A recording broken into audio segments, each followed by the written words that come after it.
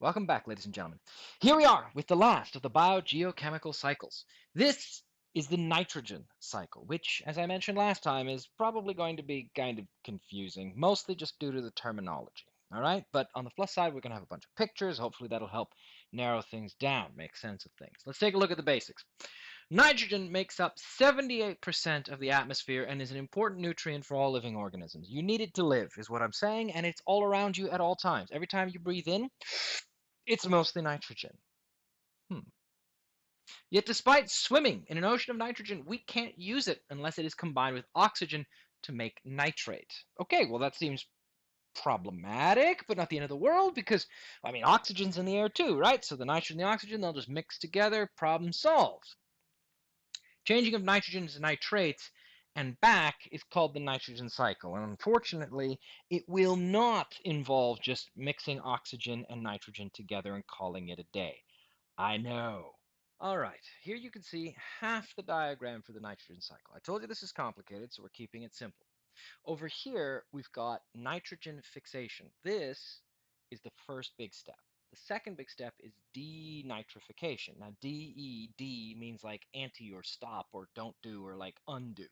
So it's like undo the creation of nitrogen or nitrates specifically. Over here, we are fixing, which is an old-fashioned way to say like pin it or nail it to the ground. So nitrogen fixation takes the nitrogen from up here and sticks it in the ground, whereas denitrification takes the nitrogen that's in the ground and puts it back in the air.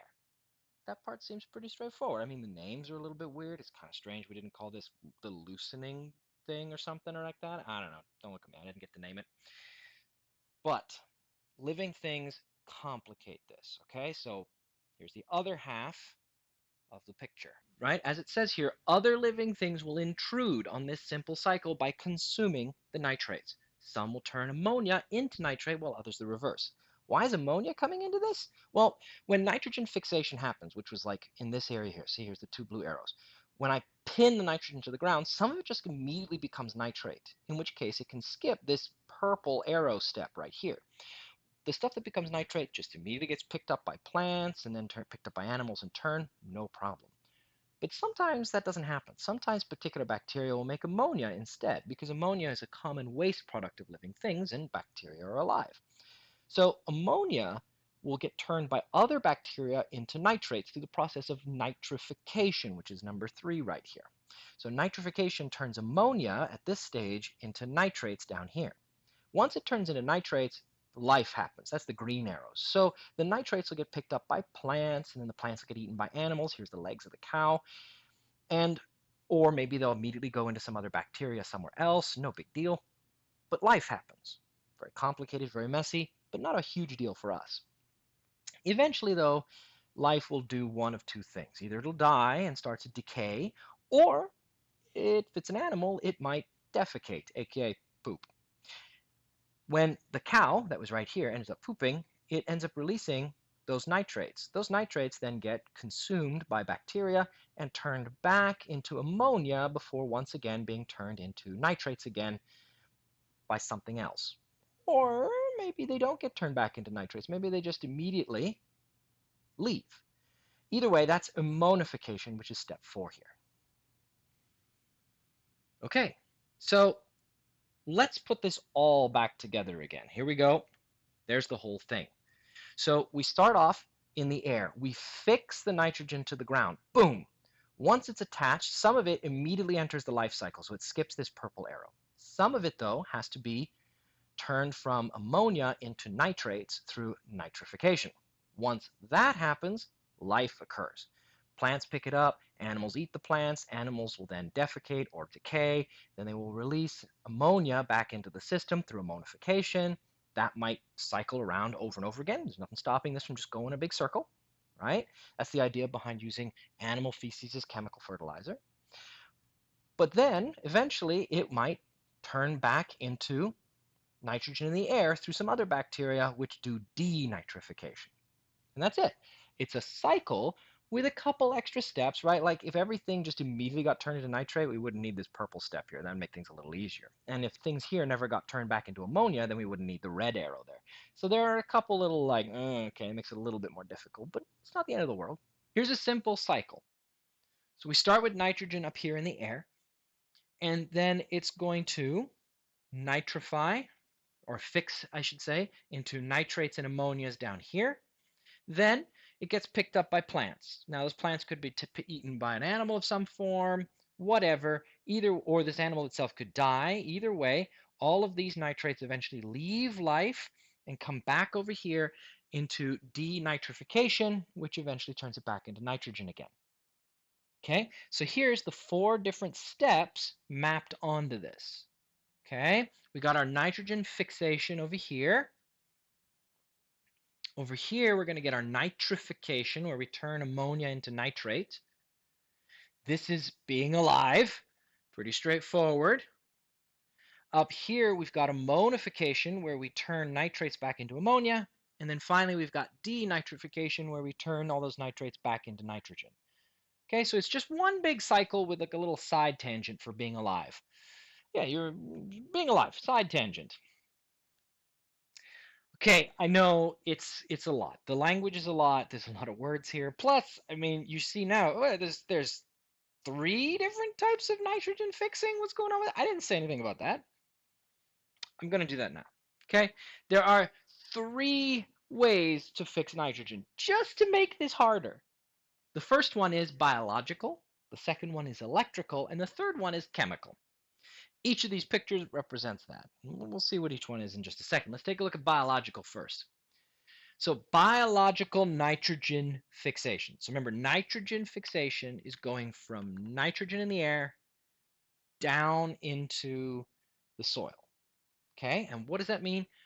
Bacteria in the soil change the nitrogen to ammonia.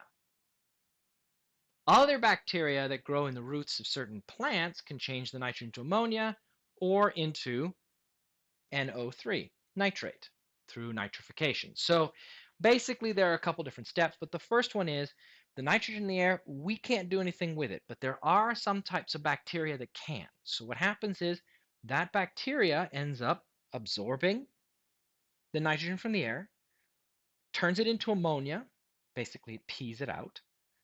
Other bacteria then pick that up and turn it into nitrates.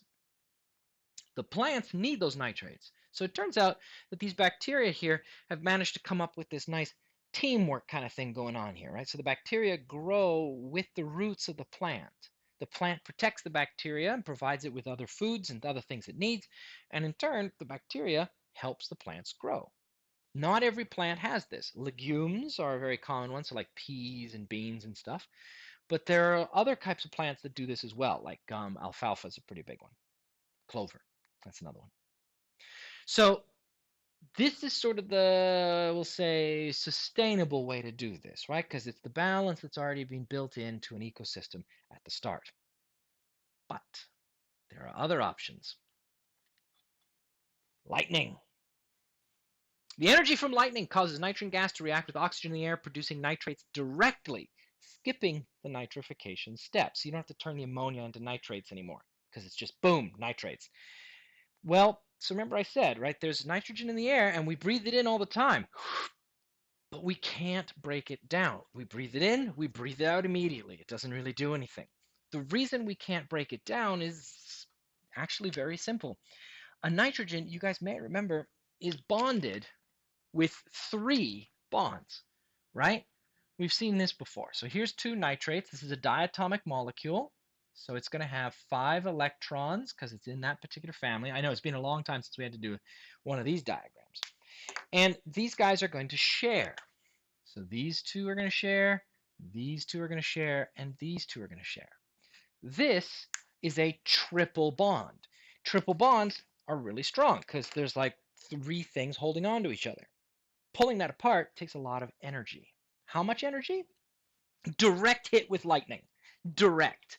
So the only 2 ways for most of human existence that we could create nitrates were certain kinds of bacteria found in certain plants, or get Thor, the god of thunder, to blast parts of the sky. That's it. Those are the only 2 ways that we can make nitrates for most of human existence. One of those is slightly more plausible than the other one. This is a very strong bond. Lightning is a lot of power, but this is hard to break.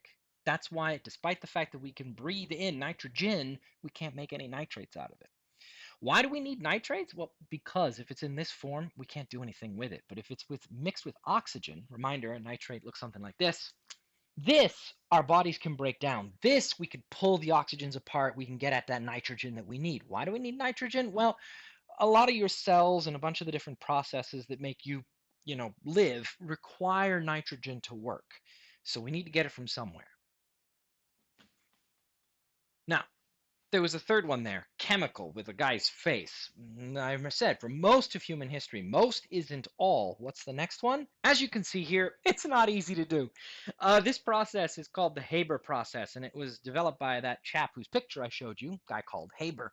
And he was able to figure out how to create nitrates, well, okay, not nitrates, ammonia specifically, from nitrogen in the atmosphere. It's a multi-step process that involves at least, how many we got here? 1, 2, 3, 4, 5, 6 different chemical reactions minimum, along with a range of different treatments and heaters and reactors and cooling stations and tons of other stuff. He figured this out in the 1910s or so, so about 100 years ago. Yeah, yeah. It was a big deal. He got a Nobel Prize for it. Admittedly, there was an awful lot of unease about giving him a Nobel Prize because Haber also invented chemical weapons, which were used in the First World War. And it was one of those, well, he made weapons that are incredibly damaging and scarring to people and unleashed horrors unimaginable, but he also ensured that all of us could produce fertilizer in a factory. So they gave him a Nobel Prize, but there was a lot of protest around it, let's put it that way. It was a big deal. This is hard to overstate. Before this process, and the reason he invented this process was because during the war, Germany was cut off from the shipments of guano, which is bat poop, that were coming from South America, which was used as a fertilizer in most farms. Animal manure has a lot of nitrates in it. We eat different kinds of plants. We use some of the nitrates, but not all of them. And then we poop out the rest of the nitrates and we pee out ammonia. So all the different nitrates are there. But there wasn't really enough animal waste or human waste to really grow enough food, because, well, most of us don't go poop in a field. So we used to import bat guano and other animal feces from other parts of the world. Yes, that was actually a thing you could export as make money as a country. You could export poop to other countries that needed more poop to grow things. But during the war, the British decided to blockade Germany to starve them of any kind of food. The hope being that, if everybody was starving, they'd stop fighting. So this resulted in quite a few famines and things. But then Haber, being the incredibly clever guy that he is, figured out a way to make artificial fertilizer. So it allowed the war to keep going. Yay! But then, after the war, it allowed that idea to be shared across all of humanity, and now we can grow food very well. Very, very well. We no longer have the same problems or constraints on ourselves that we used to have when it came to being able to grow food. So that's a plus. Longer World War One, that's a negative, so it kind of evens out in the end, I guess. I don't know. Depends how you want to look at it. Turns out that history is complicated, as are people. What can I say? But this, as complicated as it is incredibly useful. Okay, so bringing this back to the summary, remember this? We got our three options. We got the legume or biological nitrogen fixation. We got the electrical nitrogen fixation caused by lightning. Yes, you could do it by just like creating enough power yourself through electricity, but it's not as efficient as the Haber process over here with the industrial nitrogen fixation. The trick is just making sure you can do it.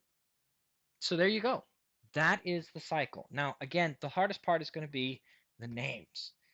You fix nitrogen into the ground. Okay, so like nitrogen's floating in the air and you're going to fix it. You're going to nail it to the ground. So you fix it. Then any ammonia gets turned into nitrates. So that's nitrification. I am creating nitrate, right? Fication means like create or do. So I'm creating nitrates. Then living happens. Finally, you got ammonification, because all that poop and pee that we release, the nitrates get broken down into ammonia. Finally, denitrification, the opposite of creating nitrates, puts those nitrates back into the air.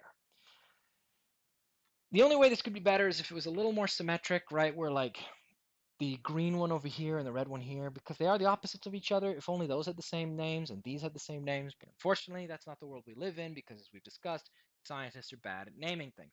But there you go. Those are the 4 steps. Just try to make sure you keep them straight. So what does this all mean?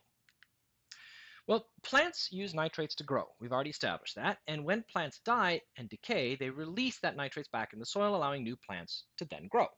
Okay, pretty straightforward. Animals can eat the plants, taking those nitrates in, but animal waste is rich in nitrates, and so it helps restore the ecosystem. This is a sustainable ecosystem, a sustainable cycle. Why? Because it'll keep going forever. So long as you got plants growing and animals pooping, everything will be fine. But, as always, humans interfere. When humans farm, they grow plants, but they harvest them, and then those harvests are sent to the city. This takes the nitrates from the ecosystem where they were originally grown, and then the human waste is rarely returned to the same place. This disrupts the cycling of nitrates and is as a result unsustainable. Thus, to retain soil fertility, humans have to restore the nitrates through fertilizers and other techniques. What type of techniques? Well, okay, the first one, maintaining nitrate levels is pretty important. As I mentioned, right, agriculture is one of the biggest experiments that we've ever done. It's huge and it's incredibly important because, as we talked about way at the start of this whole thing, we're top predators. We need a lot of food. Farming proved to be a pretty easy way to get it, but we have to maintain the level of nitrates in the soil. Originally, we didn't do this, historically speaking. Like when we first figured out farming, we were like, this is amazing. You plant seeds in the same place every year, and then they grow and you eat them. It's awesome. But over time, the areas where we were farming got less and less fertile. Over time, the plants were a little bit shorter. They were a little bit less. So the crop yields, the amount of food we got, was less and less and less and less and less. And so now many of the first places that we did farming are no longer that great because we've kind of used them up. The original locations that we figured out farming were the Middle East, in what is known as the Fertile Crescent, Egypt, the Nile Valley, and the Indus River Valley in India. Those are the 3 places that we were able to figure out farming initially. China also picked it up there, northern Chinese plain. But those are the first 3 that we've managed to get records for and we find archaeological evidence for. But the Middle East is not nearly as fertile as it used to be. Egypt is doing okay still, but not as great as it was. It's from over farming and because we didn't know that was a problem originally. So the first way that you maintain nitrate levels is you do absolutely nothing. This is the default technique of early agriculture. Over the centuries, it left the soil in some areas nearly barren for growing crops. This leads to things like desertification, although not exactly. Now, each one of those 3 areas that I mentioned has a different reason why they're having a hard time. In the case of the Fertile Crescent, it was just over farming without the ability to replenish nitrates. In the case of the Nile didn't have that much problem because the Nile flooded on a regular basis. But it doesn't flood anymore because we put dams on it to generate electricity. And without the flooding, the land around the Nile doesn't get regenerated every year. So we got electricity, but now we can't grow food. That said, generally speaking, Egypt imports a lot of food these days instead because it's mostly desert. All right, so obviously we'll call this level 0. Now we're going to go up to level 1. Boom. Summer fallow. Cropland that is purposely kept out of production during the regular growing season. Resting the ground in this manner allows other plants to grow, die, and decay, restoring the nitrates to the soil. It still results in slow loss of soil fertility. It just takes longer. Okay, so what you're basically doing there is that the farmers, they didn't really know why, right? Like all this stuff about nitrate requires you to understand chemistry. Farmers thousands of years ago, they didn't know what chemistry was. So they just said, okay, look, if I grow crops every single year, I get less and less and less and less. And it's very subtle, right? Like it's really slow. It's one of those like my father told me that we used to make a lot more food from this. So some clever people managed to figure out that that wasn't the only way to do this. Instead, they realized, oh, okay, wait. If I don't grow anything one year in a particular field, next year I'll get a little bit more. So instead of it like coming down like this, they kind of figured out they could do this, like do, do, do, do, do, do, do. Now you'll notice my hand is still mostly going down. Now why is that? Well, when you allow other things to grow and to regenerate the soil, they're not replacing the nitrates that the humans removed by harvesting the crops, eating them, and then walking away, right? We take the nitrates, we eat them, we put them in our body, and then we leave, right? People don't just live in fields. So any nitrate that we consumed would leave with us. So the only way you're going to keep 100% of the fertility of the soil is if you were to plant and bring in some other kind of plants that could regenerate the nitrates faster than they normally would have. So this is a level 1, right? We've gotten better than doing nothing, but this is still just level 1. So we need to do more. Now, as I mentioned, right, one of those things is you can add fertilizer. And one of the initial fertilizers was animal waste, because while we consume nitrates, we don't use all of them. So animal waste from us or dogs or cats or pigs or cows or whatever could be used to supplement this. But again, it's got to be balancing out there. You got to get enough. Okay, what's level 2 now? Crop rotation. Rotating which crop you grow each year. Rotation is between plants that need nitrogen and legumes that make nitrogen. Okay, reminder, it's biological fixation. It's not the legumes that do it, it's the bacteria. It doesn't matter. Point is, you rotate. So instead of planting the same thing every year, you rotate which things you plant. And by putting other things in the ground, in the field, one year you'll use up some, another year you'll put some back. See, so now you're doing this and you're staying within the same area. So it keeps the fertility of the soil, but there's still a downside. You retain soil fertility, but not everyone wants beans, so farmers can't earn as much money. Right? Like if you're on the I'm going to plant soybeans this year crop and not everyone wants soybeans, then you're like, well, I got a bunch of soybeans. Anyone want to buy them? And everyone's like, no, I'm good. I'm going to go to Farmer Bob down the road and grab some corn because I like corn more than soybeans. And you're like, next year I'm planting corn. This year I'm not going to make as much money, I guess. It's a bit of a tension there because you're like, well, maybe I should just not plant the soybeans this year. I mean, I need the extra cash. And then you get out of this pattern and then the fields start to go down again. It's a challenge. So this is what we were doing. We figured this out in the Middle Ages and we started doing this around then, and it was working pretty well. This plus, of course, animal waste, fertilizers, all of that worked pretty okay. But as I mentioned, there's a downside. So that's our level 2. So now we're going to get to level 3, right? We're going to max it out. What did we figure out? Well, as mentioned, we can use fertilizers.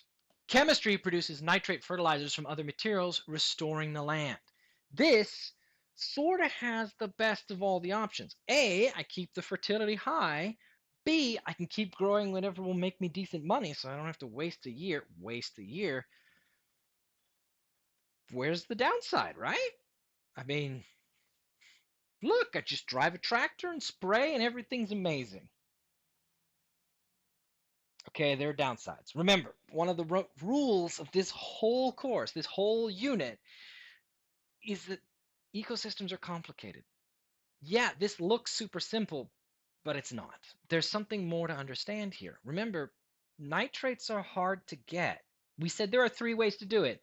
Specific bacteria, lightning, and chemistry that we only figured out 100 years ago when we've been doing stuff for like a couple millennia at this point. That's none of those are easy. But pouring stuff on the field, well, that's actually pretty simple. And that's a problem. Normally, nitrates are hard to get, but with chemical fertilizers, this is no longer the case. This can lead to an excess of plants, which can have a harmful effect on lakes and rivers. Bodies of water containing an excess, that means too much, of nitrates and ammonia have frequent algae blooms. Grand Beach, near us, has that all the time. If you haven't heard of Grand Beach, I wouldn't be surprised.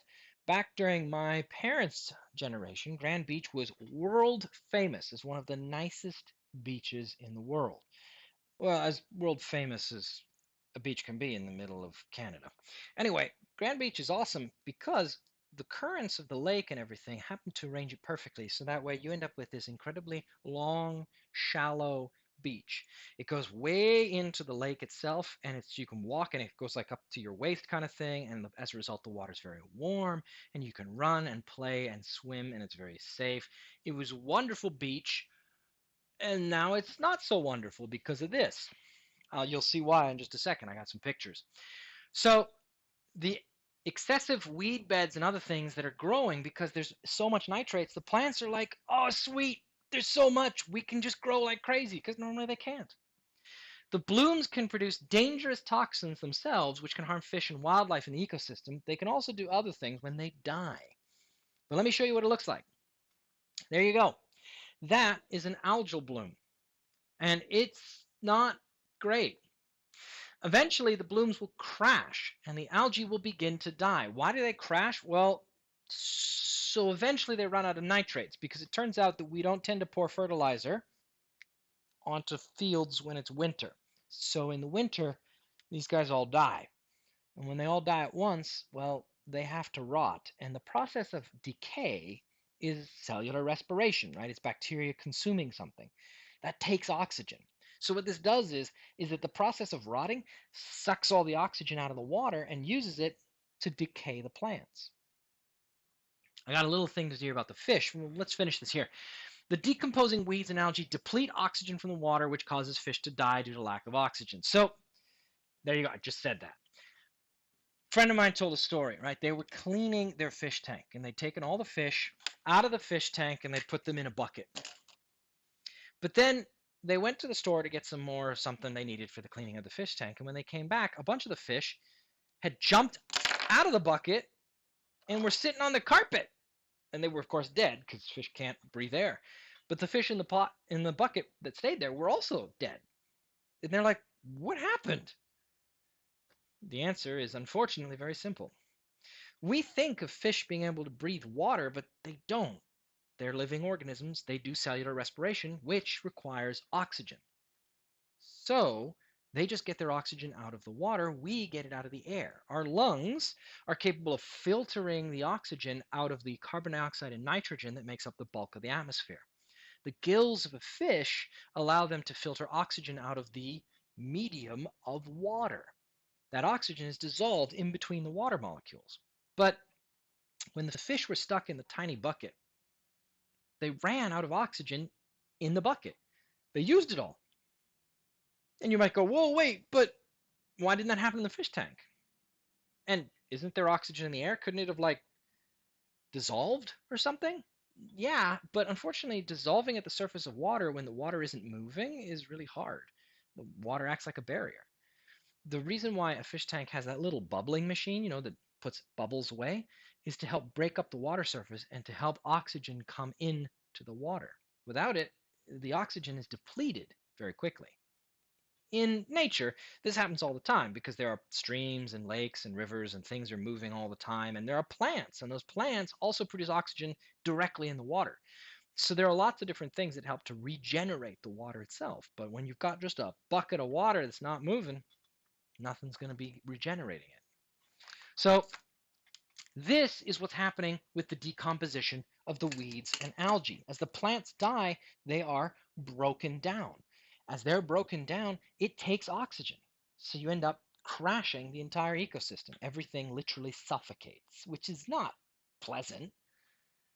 So this is what ends up happening. This is an example of the 2014 dead zones. So this is a little old now. I should probably look up more recent ones. Oxygen deprived water. So this is at the end of the Mississippi River where it opens up near New Orleans down in the Gulf of Mexico. There is a giant swath of the Gulf of Mexico every year when the fertilizer stops coming, the algae dies, and there's just a giant dead zone. There's nothing there. Anything that swims into that area, fish swims in, and it's like there's no air. They're in space, basically. Right? Gills are working, nothing comes in. If there's no animals there at all. There's some plants, but they're all dying, which is what creates this. So it turns into this giant dead zone, which is not ideal, to put it mildly. Not ideal at all. So this is what we mean when we say that things are complicated. Creating fertilizer was probably one of the greatest achievements that we've managed to do because it allows us to grow food to the scale that we can. I mean, Canada is a net exporter of food. We grow a lot of food. It's cold here. That's impressive. And it's important. I mean, we need to eat. We're top predators. We use a lot of resources. But killing all the marine life, it's a bit of a problem.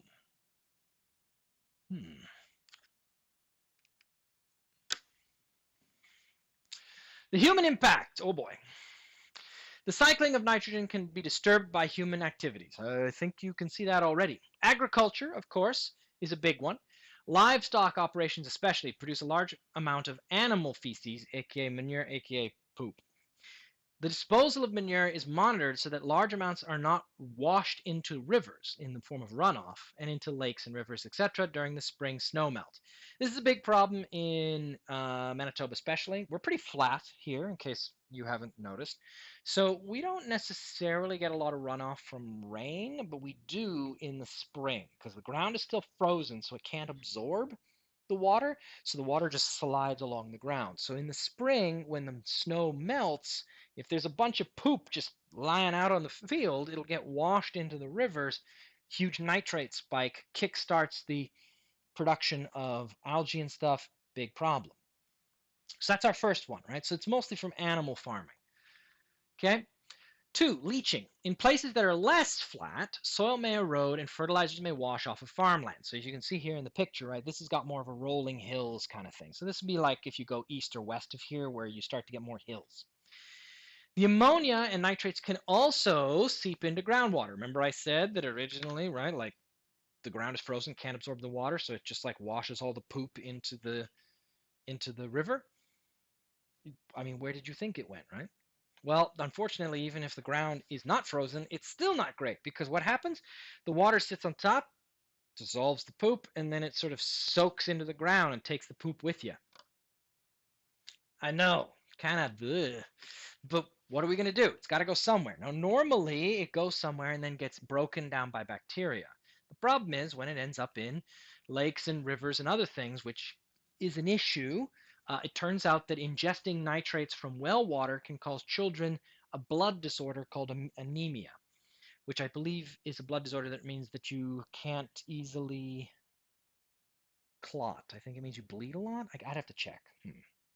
Point is, if it's sliding across the surface or digging into the ground, it's not a good thing. This is the reason why we have to filter and process water. Now, it's like, wait, what? You mean previously we didn't have to? Well, okay, we kind of always needed to get clean water. The difference is that now we understand that better. Previously, we just kind of drank poop water directly because we didn't understand that was bad. The germ theory of disease. It was discovered in England at the turn of the last century, and they discovered that people who lived in London were basically using water pumps to get water from the river. But they would have, like, here, a place that produces sewage. So, like, the sewer would just put poop in the river. And then downriver, so the water's flowing towards the pump, you'd pick up the water and people would go use it to do things. Not everywhere had that. Some places had the opposite, where they had the water intake upriver from the sewage. And what they discovered over a bunch of experiments was that, wow, people who drink water filled with poop get sick. Maybe we should stop doing that. I know, you're like, really? For a long time, people thought that you got sick because things smelled bad. They didn't realize that it was bacteria and viruses. So they didn't understand the importance of washing your hands. They didn't understand the importance of not drinking poop water. Now, to be clear, when I say poop water, I don't mean that it's like super obviously smelly and stuff. I mean that even a little bit can cause various things, especially cholera. It's a big one, and it's caused by a bacteria that ends up getting in your digestive tract and makes you have a really not so great time. So the water would mostly look clean. It's just there'd be bacteria growing in it that they couldn't see. This is the reason why we, of course, treat our water and we process it beforehand. In the old days, they would have suggested you boil it, or they also did a lot of drinking of alcohol because the process of making alcohol kills bacteria. So in the old days, people used to drink way more alcohol than they do now because it was kind of the only safe water to drink at times. I know, the past is a strange place and sometimes filled with weirdness. All right, all right. Moving on from leaching, septic fields and holding tanks. Oh, never mind. We're back in the same topic. Leakage and releasing wastewater and sewage into the ground causes this kind of problem. These materials can seep into the earth, enter groundwater, and into people's drinking water. As mentioned, that's bad. The basic idea is like in a city, right? We have an internal plumbing network in the city that collects the sewage when you flush the toilet, takes it to a sewage processing plant where it is basically put through all the processes that would happen in nature, but like a lot faster and in a contained space in order to make sure the water that comes out is not dirty anymore, right? Basically we get a bunch of like, it's not just filters, it's literally the same process that we would use to clean it in nature. We've got the bacteria breaking things down, turning things from one to the other, all that kind of stuff. If you live out in a farm, you don't have that. So instead, what you have to do is rely on the natural process. So when they flush their toilet, it'll go out into a tank of some form, which may have a truck come around and basically take a giant vacuum and stick it down in the hole and suck everything up into the truck and then take it away to the plant. That costs you some money, of course. Also, it's a job I'm happy I'm not doing. Or that tank can be connected to a field where basically the sewage is spread out across the field and the field is properly prepared, if it's done right, to basically act like a mini filtration system. So it helps to filter and it's got all the bacteria there and everything. It helps to break it down. So the idea is that by the time it comes out the bottom of this, it'll be clean. But if it was built improperly or not built at all, and you're being super lazy and just assuming that it won't be a problem because you're just going to throw poop out, then this is an issue because it releases nitrates into the groundwater, into the soil, and all the rest of it. The real big problem is when you end up with like, a well right next to the septic tank because these are on the same water table. But again, when it's done properly, it's okay. We've had to deal with this issue for a long time. But that doesn't mean that sometimes people don't take shortcuts. Number 4, waste treatment plant. We talked about this one already. Manufacture malfunctions can occur, releasing raw sewage into lakes and rivers. A heavy rainstorm may overwhelm the capacity of the treatment plant, requiring the release of a partially treated wastewater into the lake or river. So what you see here is that generally the city will do a good job of maintaining everything, but sometimes they won't. When I lived in Halifax, they had a problem where their sewage treatment plant was broken. So for 6 months, they just pumped raw sewage into the harbor of Halifax. That was not pleasant. Uh, Here, right, you can see there's tons of different steps and different features here. Like down here, we got the bioreactors. It says this is what's producing, this is the bacteria breaking things down. You got multiple stages here of clarifiers, they're called. These are basically separating out the different parts in order to make it easier. You got fermenters, which again, that's where you're doing fermentation in order to transform through biological processes to clean everything up and stuff. Anaerobic digesters, again, same thing. All of these are basically big containers filled with living organisms, bacteria that are breaking this stuff down in exactly the way they would in nature. But here they just get to do it really, really fast because we like making the ideal environment for them to live, giving them tons and tons of food all the time. So it works great. This is an example, again, of us taking understanding of the natural world in order to employ it to make a problem less of a problem. In the old days, when there were not nearly so many people around, people still had to poop, but they knew that they could use that for fertilizer. They figured that one out. Took a bit, but they did. But they also just realized that they could just, keep it far away from the settlement, from the city, from the village or whatever. And eventually it seems to just go away on its own. Well, that's because the natural processes were breaking it down. And it worked fine because there weren't that many people. So we weren't making as much waste. But there are a lot of people now. So now we need to speed up the process. So these are the ways in which humans can impact the nitrogen cycle. Okay, and so we saw what the nitrogen cycle is. We saw the problems that come as a result of managing nitrate levels in agriculture. And we've seen now the ways in which the nitrogen cycle can be disrupted by humans. There are 4 basic ways. And that's it. That basically covers the nitrogen cycle. So it's time for some practice. If you take a look, you've got some questions, you can work through them. And once you're done with that, take a look at some bioaccumulation. But that'll be next time. And I'll see you guys then.